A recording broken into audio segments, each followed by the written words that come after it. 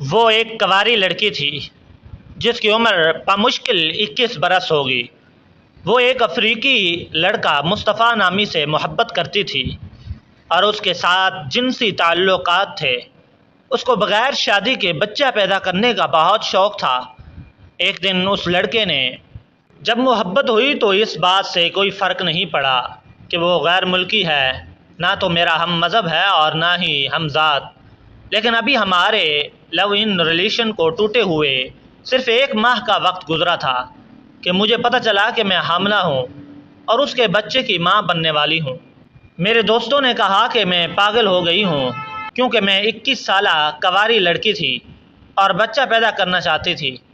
میں نے بھی محسوس کیا کہ میں پاگل ہو جاؤں گی۔ دل گھبرا رہا تھا اور یوں محسوس ہو رہا تھا کہ جیسے بہت برا ہونے والا ہے، لیکن جو برا ہونا تھا وہ تو ہو چکا۔ میں 19 سال کی تھی جب میں مصطفیٰ سے پہلی بار ملی تھی۔ شمال مشرقی ریاست کے اپنے چھوٹے شہر کو چھوڑ کر میں نے ملک کے دوسرے سرے پر ایک بڑے شہر میں کال سینٹر میں کام شروع کیا تھا۔ مصطفیٰ افریقی نژاد تھا۔ وہ ٹال، ڈارک اینڈ ہینڈسم کے درجے میں فٹ آتا تھا۔ میرا جوان دل اس کی طرف کھینچا چلا گیا۔ 1 سال کی دوستی کے بعد ہم نے ایک ساتھ رہنا شروع کر دیا۔ میں مسیح ہوں اور وہ مسلمان۔ ہمیں ایک دوسرے کے ساتھ محبت بھی تھی، لیکن شادی کے بارے میں سوچنے کی جرت دونوں میں سے نہیں تھی۔ ہم خوابوں کے اس دنیا میں رہ رہے تھے جہاں مستقبل کے بارے میں کچھ سوچنا بے معنی سا لگتا تھا۔ اس کے بہت سے دوست تھے جو ہمیشہ ہمارے گھر آتے تھے۔ میں بھی ان کے ساتھ ہنسی اور کھل کر بات کرتی تھی۔ پتہ نہیں مصطفیٰ کے دل میں کیسا شک گھر کرنے لگا۔ اسے یہ لگنے لگا کہ میرا اس کے دوستوں کے ساتھ بھی افیئر ہے، اور اس بات پر ہماری لڑائیاں بھی ہونے لگی۔ ایسا ایسا سب کچھ اتنا تلخ ہو گیا کہ ہمارے شب و روز ایک دوسرے پر چیخنے چلانے میں گزرنے لگے۔ ہر چوائس میں بہت اداس رہنے لگی۔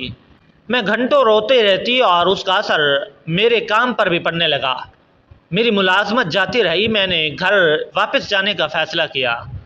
اپنے اس چھوٹے سے اپارٹمنٹ اور اس سے منسلک یادوں سے دور جانا چاہتی تھی، لیکن میری تمام منصوبہ بندی ناکام ہو گئی تھی۔ جب اس ماہ مجھے پیریڈ نہیں آئے، پاس کی ایک دکان سے حمل جانچنے والی کٹ لی اور گھر آ کر جانچا تو میرا ڈر درست نکلا۔ نتیجہ مثبت تھا۔ مصطفیٰ کے ساتھ رہنے کے بعد دوسری بار حمل ٹھہرا تھا۔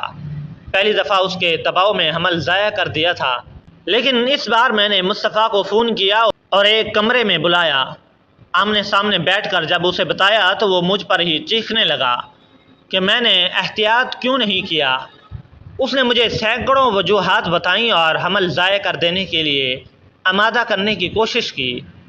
یہ تک کہہ دیا کہ وہ کیسے یقین کرے کہ یہ اسی کا بچہ ہے، لیکن میں بضد تھی۔ جب میں پہلا بچہ ضائع کیا تھا، ایسا لگتا تھا جیسے میں نے کسی کو قتل کیا تھا۔ مجھ میں اپنے بچے کو دوبارہ قتل کرنے کی جرت نہیں تھی۔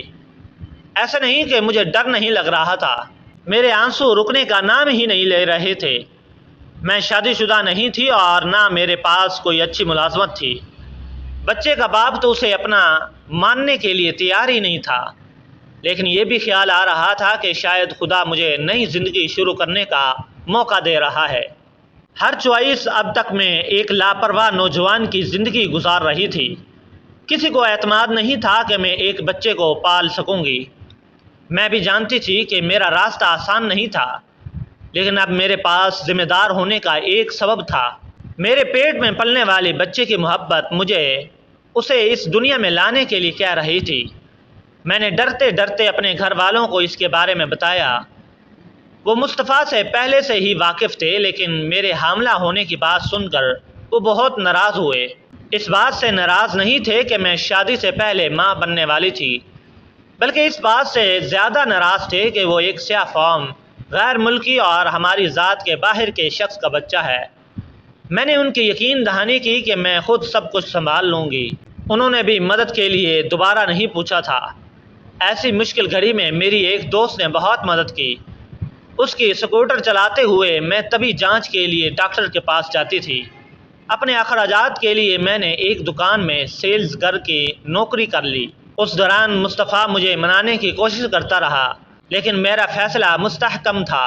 بچے کی ولادت کے دن میری دوست مجھے سکوٹر ہسپتال لے گئی۔ 1 گھنٹہ بعد آپریشن سے بچہ پیدا ہوا۔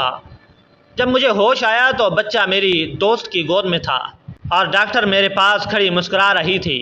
میں بہت خوش تھی اور ایسا محسوس ہو رہا تھا کہ اب سب کچھ ٹھیک ہونے والا ہے۔ شام کو مصطفیٰ بھی ہاسپٹل پہنچا۔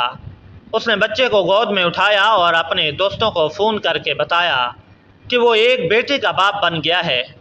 مصطفیٰ کو میں اتنا خوش دیکھ کر میں حیران تھی، لیکن وہ اب بھی اپنے خاندان کو اس بارے میں بتانے کی ہمت نہیں کر رہا تھا۔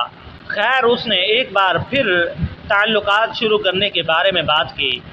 وہ بھی بچے کو مسلمان نام دینا چاہتا تھا، لیکن میں نے انکار کر دیا اور اپنے بچے کو مسیحی نام دیا۔ میں مصطفیٰ پر یقین نہیں کر پا رہی تھی۔ چند دنوں کے بعد میری ماں اور کزن بھی میرے پاس آ گئیں۔ اب میں اکیلے نہیں تھی۔